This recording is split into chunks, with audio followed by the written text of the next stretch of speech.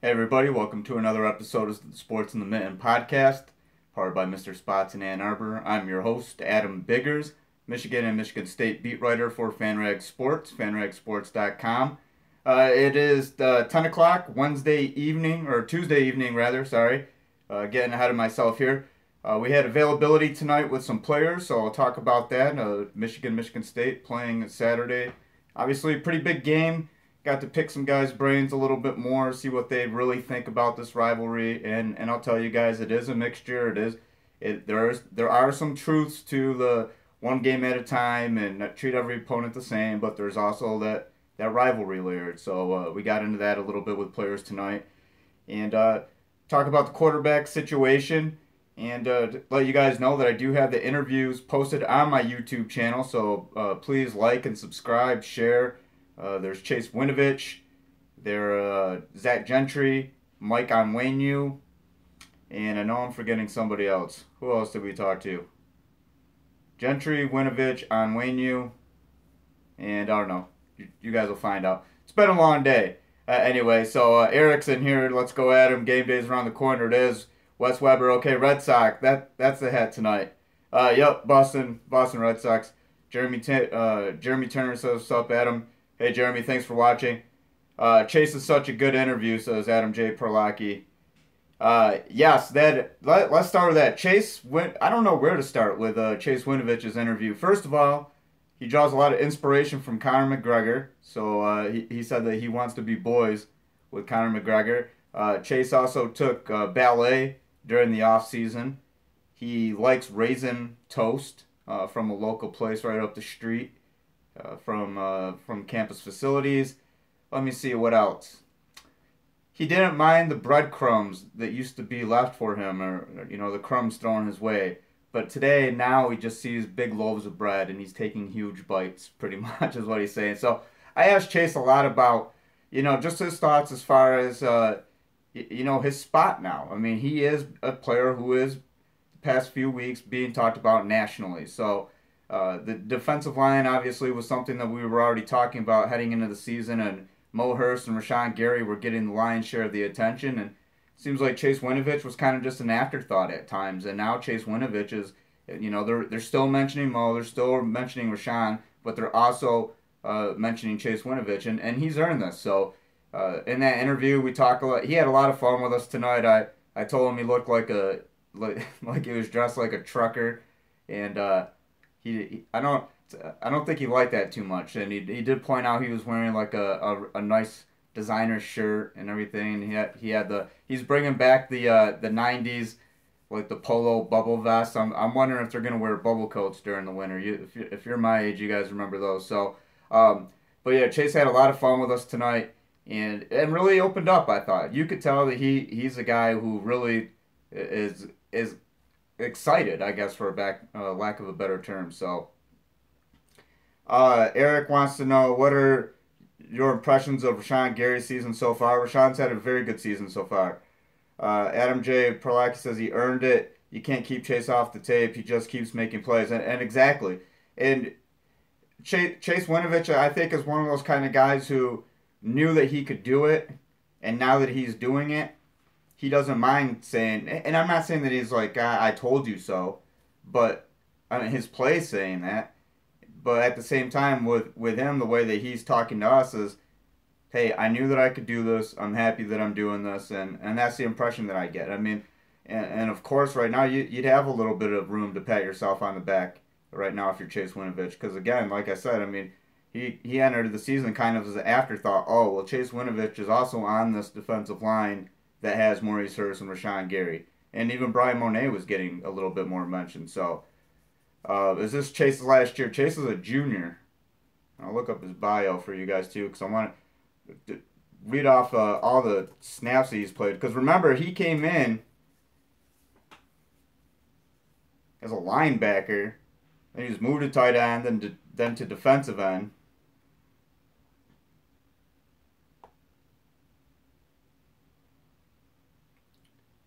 I want to say that he did not redshirt. Okay, yeah. For some reason, I was thinking redshirt. So he did redshirt. Okay, I'm right. Yeah, this is his fourth year. He did redshirt. He's a junior though, and he's played 23 career games with 4 starts, 59 tackles, 18 tackles for a loss, 11 sacks, 2 forced fumbles, and this was all prior to this year. Posted 2 special teams tackles in 5 games of action in 2015. One-time Big Ten Co-Defensive Player of the Week. So if you just read that right there, and you're like, okay, those are career numbers.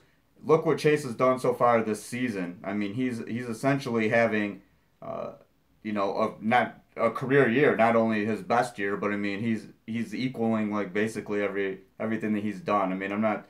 I mean, 59 tackles, he'll probably get that. I don't know if he'll get 18 tackles for a loss this year, but he's got 5.5 sacks. He's got like the third most sacks in the nation. So definitely pay attention to Chase. I'll get to some of your guys' questions here. What Demario Vaughn?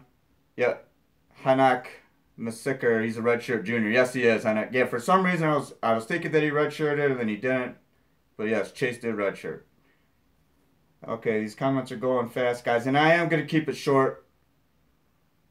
Same with Lawrence Marshall, correct? For Masterfuls. Yes, Lawrence redshirted. Brian the Workie leads Michigan State in rushing yards, says Eric313. Hey, Brian can scoop. Demario Vaughn wants to know what happened to Brian Monet. I feel like I barely see him on the field anymore. Brian, I don't have an explanation. As far as what happened to Brian Monet, he's blending in. I'll say that. Wes Weber says, "What's wrong with a bubble coat?" Nothing's wrong with a bubble coat. If you're an extra in a Missy Elliott video circa 1999, I'm all for it. And hey, if you want to go one step further, wear the shiny bubble coat, and you could be in a Mace video. Who remembers Mace videos in here? And Puff Daddy and the shiny suits. I know all you guys do. Marcelo Woods does. I know that. Aubrey Solomon has stepped up big time. Yeah, and Aubrey's getting some reps in there. Lawrence Marshall's getting some reps in there. Again, Brian Monet's just kind of blending in. But we're looking at 3 of the 4 top guys entering this season. 3 of the top 4 right now, they're all getting national recognition. Rashawn, Mo, and now even Chase. Eric says, Adam, do you think Don continues with the 3-5-5? You mean the 3-3-5 look this week? Are you expecting anything different going forward? They're going to mix it up against Michigan State, and Brian Lewerke is a little bit different type of a quarterback than Michigan has faced this year. So I mean, I do think a 3-3-5 favors that because it's kind of just a good middle package. And again, I'm not a football coach, but I know a little bit about football and the schematics of it. I mean, a 3-3-5 is basically a safe way. You're allowing them if they want to run, get those little 2-3 yard runs and maybe more every now and then, but they're not going to hurt you with the mid and the long range pass, and that's certainly going to cap Brian Lewerke from really doing a whole lot with his legs. So I would expect to see that, but again, I mean, I think we're going to see everything that we've already seen from Don Brown. I mean, 4-man fronts, 5-man fronts, Khaleke Hudson all over the place, on the line of scrimmage, just off the line of scrimmage. They're going to do everything they can to confuse Brian Lewerke. Adam J. Perlacki says, slightly concerned that State's power running game could be very effective going straight at Bush. Bush is dynamic but undersized. Adam, I don't think either team is going to run the ball with very much success. I mean, when we look at who's ran the ball, I mean, Purdue ran the ball for 30 yards, was it, against Michigan? Iowa rather had 19 net yards. Akram Wadley had 30 of those, but the net yards, factoring the sacks and tackles for loss during rushes, that kind of thing. But Akram Wadley, is one of the best running backs in the Big Ten. And Michigan State did a pretty good job of containing him. L.J. Scott really hasn't been that much of a threat for Michigan State this year yet. And I don't know if the game that we see him get going is against the best rush defense in the country, #1 total ranked defense in the country. I do think that Michigan State has a respectable defense. I'll say my score prediction for the Wednesday preview show with Thomas Bendit, and of course we'll do that tomorrow evening, about 8 o'clock Eastern or so. But basically, I do think it's going to be a low-scoring game, and I think this is going to be a game that's dictated by Brian Lewerke and John O'Korn. I think those are the 2 guys that are really going to have the biggest say in it. other than, the defenses. The defenses are going to be the defenses, basically. I mean, Michigan's defense is going to shut down Michigan State, and I think Michigan State's defense is going to shut down Michigan in some instances. But I still do think that Michigan wins this game. I'll throw out the prediction Wednesday night, but I would be surprised if we see more than 40 points total scored between the two teams. So, hope that answers your question, Adam. Dale Terry says, I like his 3-3-5 look way better than Rich Rod's. Well, and he's got different type of personnel too. So I mean, it made the 3-3-5 look stronger, faster with Don Brown, I think, than it did with Rich Rod.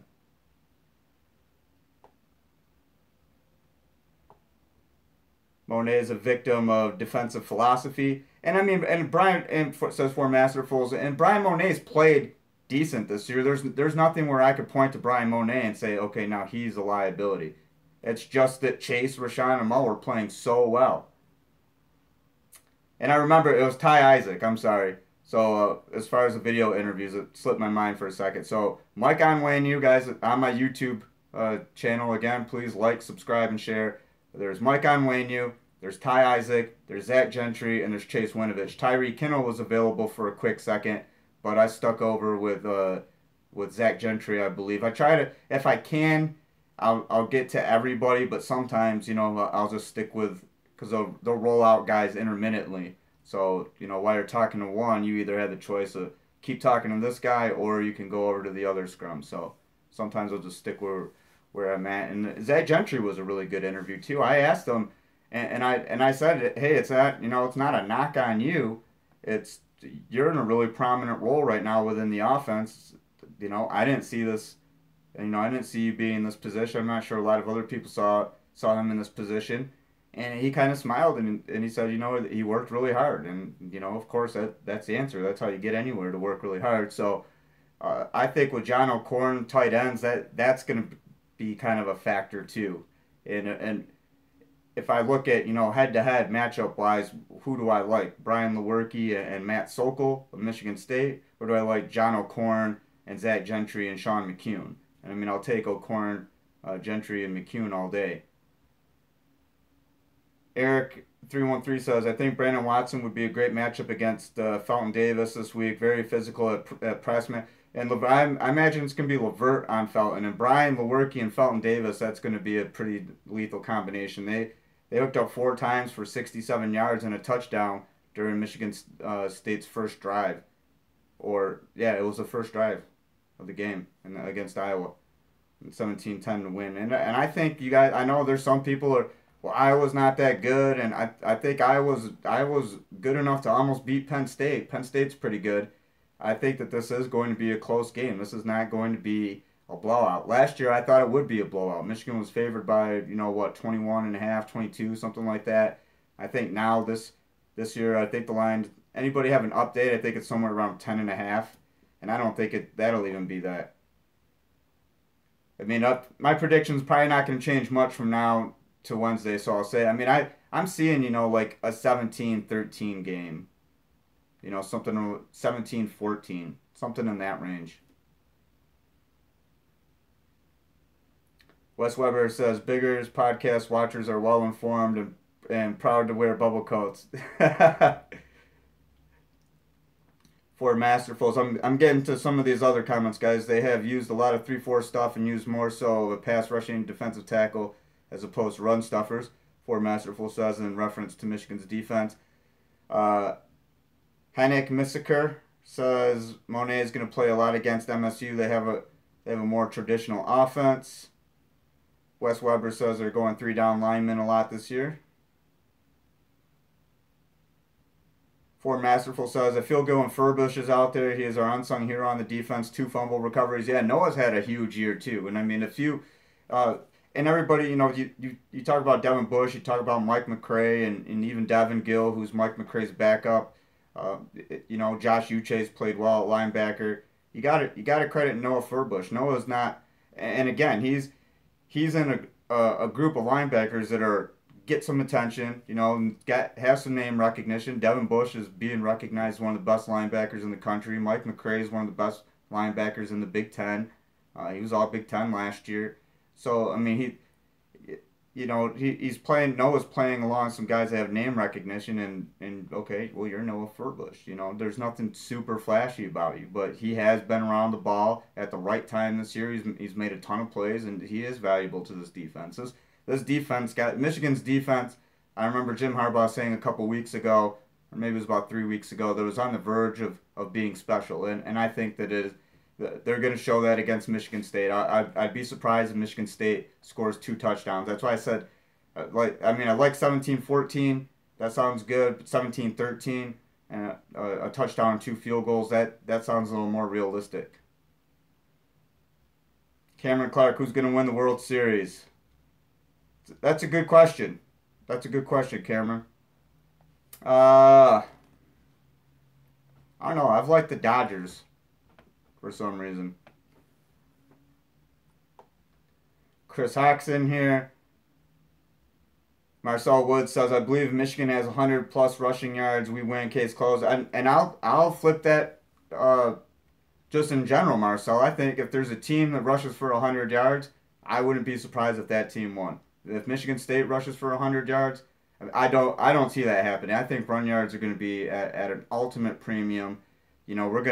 We're gonna see, maybe 250 total yards of offense between these two teams, and it's maybe closer to 300, but it's all going to be done through the air. I think. I don't think there's going to be a lot of a lot of flair on the ground. Now watch me be completely wrong, and we see Ty Isaac and Chris Evans and Karan Higdon all have field days against Michigan State's defense. I don't see that happening. I just don't see this being a game where running the ball is going to be the primary way of moving the offense. I really do think it's going to be, and for anybody, if it's running the ball, it'll be Brian Lewerke for Michigan State and probably John O'Korn for Michigan.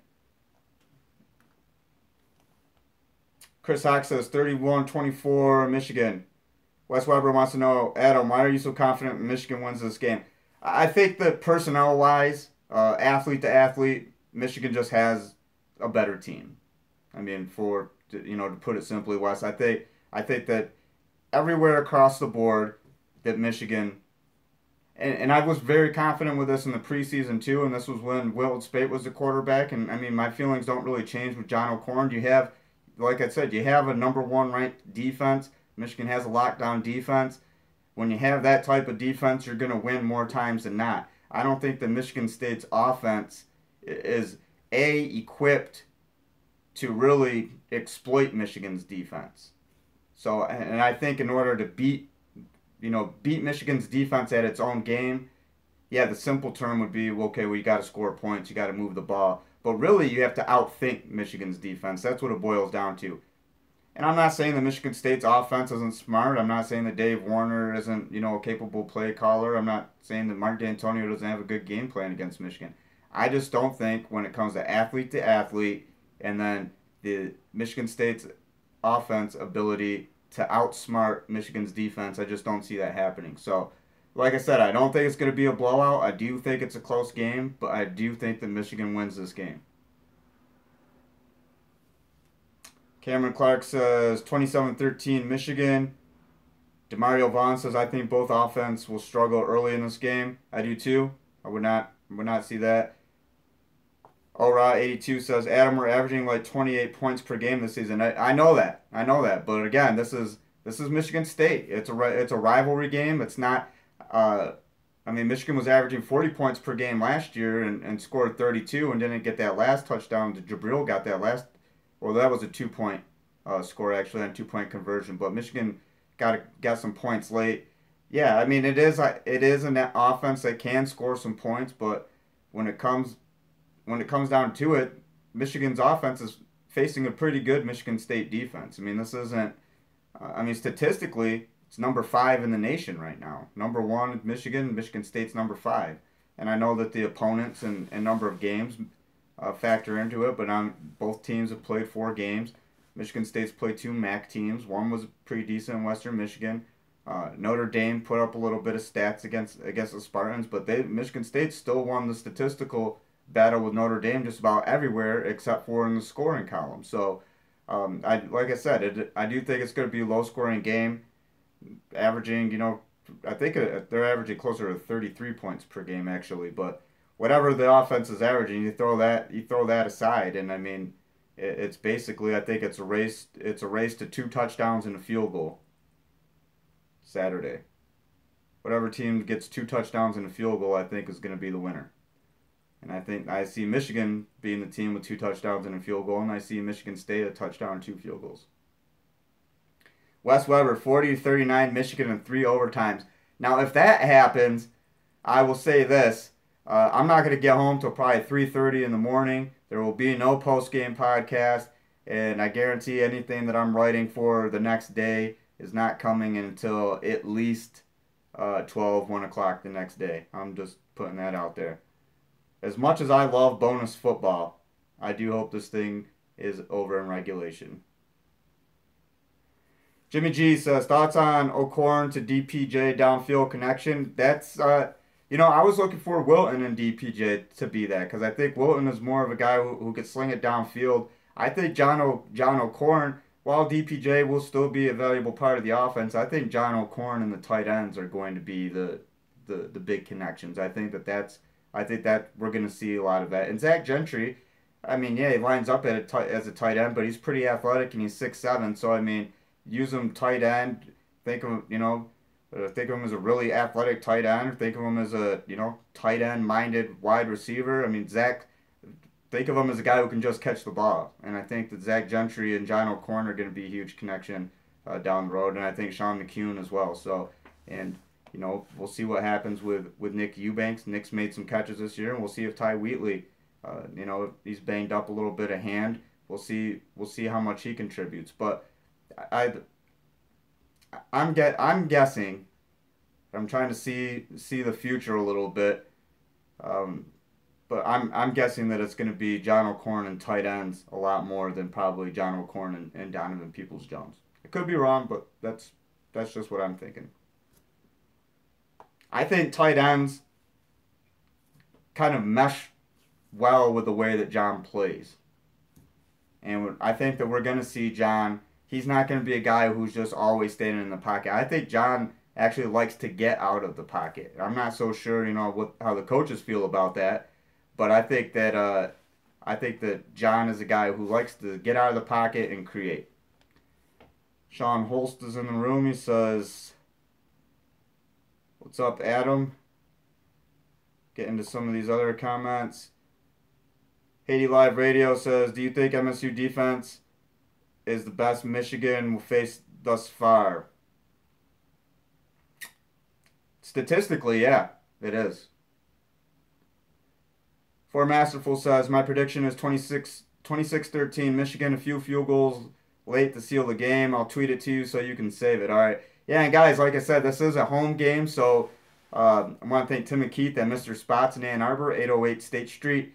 I'll be giving away a free half steak or half chicken sandwich. You can go into Mr. Spots and pick it up probably Sunday or right after the game, as soon as I can confirm it. Basically, just tweet your score to me. The first on the nose or the first closest one will be the winner.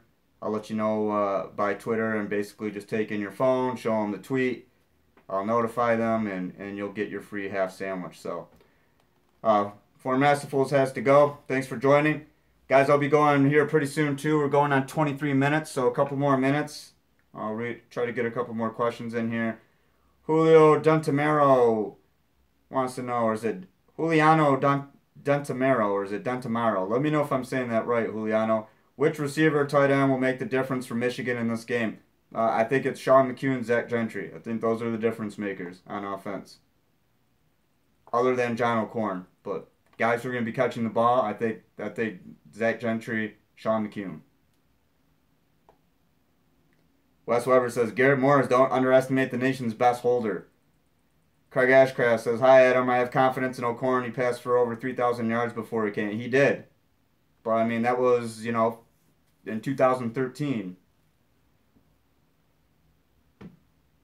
It's a different game now. I mean, I think those kind of stats aside, I mean, the only thing I think that is certain with this game, Craig, is that we're going to see two pretty good defenses. So I mean, I would be absolutely surprised to see John O'Korn, a John O'Korn air show Saturday. I don't think that's gonna happen. I think we're gonna see enough John O'Korn for Michigan to win the game. And as I mentioned earlier, I'm not sure when you joined, uh, but I think this is a game that's decided by Brian Lewerke and John O'Korn. Frank Lucas says if Notre Dame can blow MSU out at home, they don't stand a chance versus Michigan. I think that's a little bit different. I think it's a I could see Frank where you think of it that way, but then if you look at the Michigan State that played Iowa, and Iowa's a good team. Iowa took Penn State down to the wire. So was the Notre Dame game more of a hiccup than a true sign of what Michigan State can be this year? I think so. I think that Michigan State's performance against Iowa is a little bit better representation of what Michigan State football can be. And I think Michigan State with a win over Michigan, a 7-5 season is even a loss against Michigan. 6-6, 7-5, get bowl eligible. You know, if indeed the Spartans can find a way win 8-9 games, I mean I would be really surprised at that. But I think Michigan State's a 6-6, 7-5 team. Considering, the quality of the Big Ten East this year with Ohio State, Penn State, and Michigan, I don't think that 7-5 is horrible, and considering all the losses, and we all know what happened in 2016 in Michigan State. So I think you'd be mistaken if you think that the Spartans who played Notre Dame are going to be the Spartans who played Michigan. I think you're going to see it closer to the Spartans who played the Hawkeyes. Big Bubba Blue says Sessa throw for 400 yards. Facts. Why not call it 500? Eric313 says it's a rivalry game. It'll be close. Jeremy Turner, both teams will bring it, but Michigan will pull ahead in the second half. Cannot wait to see this game under lights. Yeah, anybody going? Eric313, Luigi's health. I haven't heard anything yet about Luigi. I imagine if we don't see him against Michigan State, I was told that he is a very strong candidate for a red shirt. I would imagine if we don't see him against Michigan State that we probably won't see him for the rest of the year. That's just my guess. Craig Ashcraft says Michigan 38, MSU 10. That is a lofty prediction, Craig. Big Bubba Blue says Sparty has been preparing for this game since last October. Cameron Clark says I'll be there. Hanak Misaker says I'll be there. Section 34. Anybody else going? And I know, guys, just so you know, tailgating, the golf course parking lot, and I think the parking lot at Ann Arbor Pioneer, those both open at noon. Be careful down there. Mazur JW says Section 40. Eric313, is Carlo Kemp going to see the field more this week? I can't definitively say so, Eric. Who is Blue starting tailback? DAS wants to know. Well, I mean, it could be starting as in who's on the field during the first play or, gets the first carry. I mean, I imagine it's going to be Chris Evans or Ty Isaac. Big Bubble Blue says, come park in my spot on the golf course, peeps. Yeah, hook him up, Big Bubble Blue. If you got a parking spot over there, you guys have a little tailgate. Golf course beforehand at noon sharp. Correction, worst passing team that is ranked. I didn't see that. Paid an arm and a leg to get tickets. Cameron Clark. Cameron, how much did you pay? And you guys, if you're trying to get tickets, be aware. There's going to be a ton of fake ones out there. Yep, Hanak Misker just said that. All right, be careful. Fraudulent tickets already being sold online. StubHub is the most reliable site. Sean Holst says, can't go. Illinois to Michigan is a journey. LOL, we'll be going to the Wisconsin game at Camp Randall. Yeah, that is a little bit of a trek there. Cameron Clark says $125 a ticket. And those are, I think, what they were for face value. So, Cameron, are you a season ticket holder, or did you just get those? $125 per ticket. Probably not bad. And I think, too, guys, watch out. I know some of my friends that I'm in a group chat with. If you guys watch for when I went to Dallas for Michigan versus Florida with Nate and Cody and Manny, those guys in the group chat, they will wait until the last minute to get tickets. And I don't know if I'm giving away their secret or not, but and with the rain, I guess the rain's driving down the price because there is a threat of rain, so that's going to drive down the price a little bit. So they, you know, they can live on the edge a little bit. But me, I'm kind of a safer guy. If I see a decent deal right now, I'm going to go ahead and get it because I'm not going to risk it and be SOL come Saturday. So, Master JW says, going for free, it's nice to have rich friends. Absolutely. I'm going for free too. I'm happy about that. Brad Flaherty says, any defense will look good against Florida's passing game. Florida making Michigan look good since '08. Well, I mean, I thought David Bluff was a pretty good quarterback too. I mean, he didn't do anything against Michigan's defense. I'm trying to remember too off the top of my head. Cincinnati's quarterback, he wasn't that bad. Hayden Moore. I mean, his completion percentage was horrible, but I mean, he was getting hurried and everything. Brian Lewerke will be the best quarterback the Michigan's faced this year. I'll say that. And I think that with John O'Corn, I can't definitively say that. I thought Brandon Wimbush for Notre Dame was pretty good. I thought that Stanley for Iowa, it's not bad. Big Bubble Blues offering his parking spot. That's very nice of him. To all you guys, get with him. If he's got good parking, jump on it, because parking down there is going to be hell. I guarantee it. Cameron Clark, you think there'll be more security after what happened in Vegas? I mean, I don't know, Cameron. I don't want to tie that to this. I'll say that there's probably going to be pretty good amount of security because it is a night game, because it is a rivalry game. I mean, there's already, if you go, for instance, I just remember, Air Force Cincinnati. I mean, there are armed guards out there, armed military guards, it looked like, or armed police guards. I mean, they have, assault rifles. Or I don't know if it's technically an assault rifle. I'm not a gun expert. They have pretty big guns, put it that way. Lewerke better than McSorley? No. No, I can't say that. Chris Hawk says, I don't even get to watch the games. I have to catch them on the Sirius. Why don't you get to watch them? Mark McCauley says, least amount of yards gained on ground for Air Force in 34 games, I believe. Yep, that was something like that.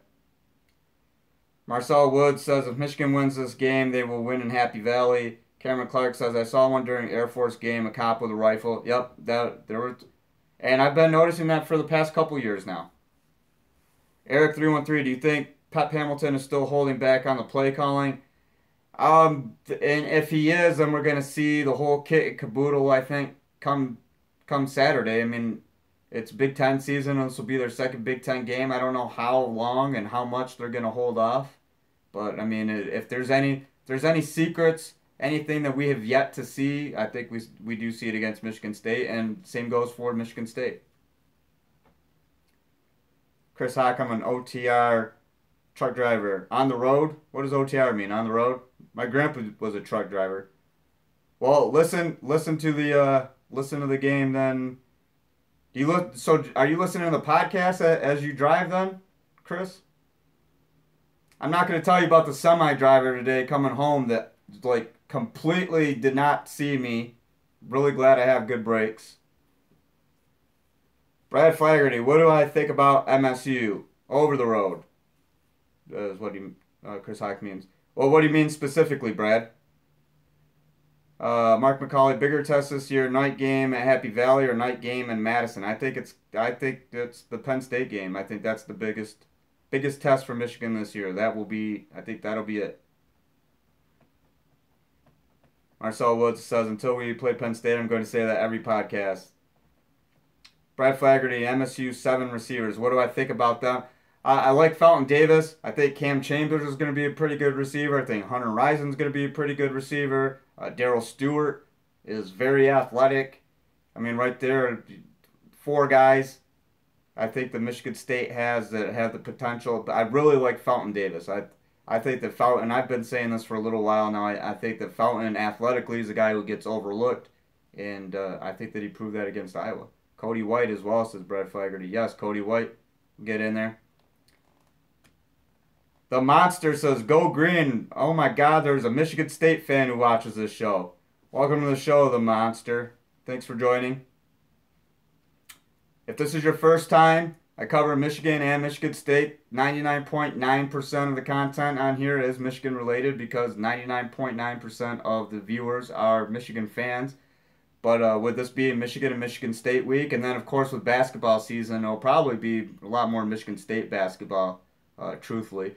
There'll be a good share of Michigan basketball, but a little bit more Michigan State basketball. So, Brad Flaherty says, "Thanks for the balanced coverage." Yes, you guys are welcome. Thank you. I appreciate it. Yep, you guys won't get any fan rah-rah stuff from me. I get asked all the time, what team do you like? If you know me personally, you know who I like. But at the end of the day, I see players, I see coaches, I see teams, I see people chasing their dreams, that kind of stuff. So I look at it through that scope. The color of their uniforms, the logo doesn't mean anything to me. Cameron Clark says 13. The Monster says MSU basketball is going to be straight fire. Yeah, that's an understatement. Frank Lucas says O'Korn is a perfect fit for Michigan's O. I like O'Korn with the tight ends a lot. I think that could be something pretty good. Cameron Clark says $1,300 for tickets. For one single ticket, Cameron? Craig Ashcraft says Lewerke has not met Bush, Winovich, and company. No, but I think he met Jabril Peppers last year.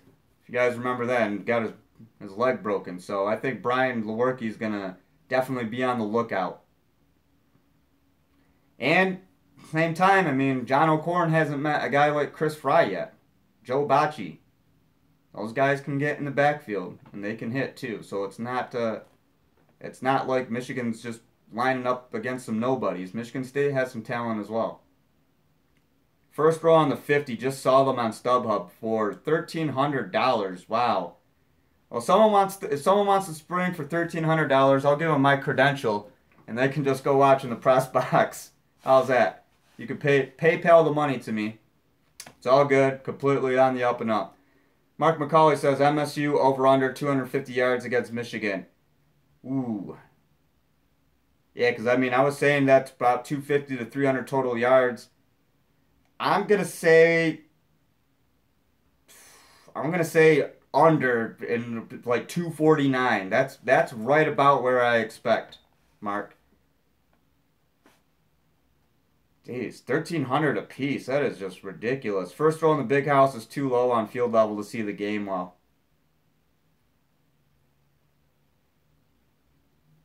But the experience, I guess, of being in the first row. Somebody's going to pay $1,300 just so they could say, I was in the first row.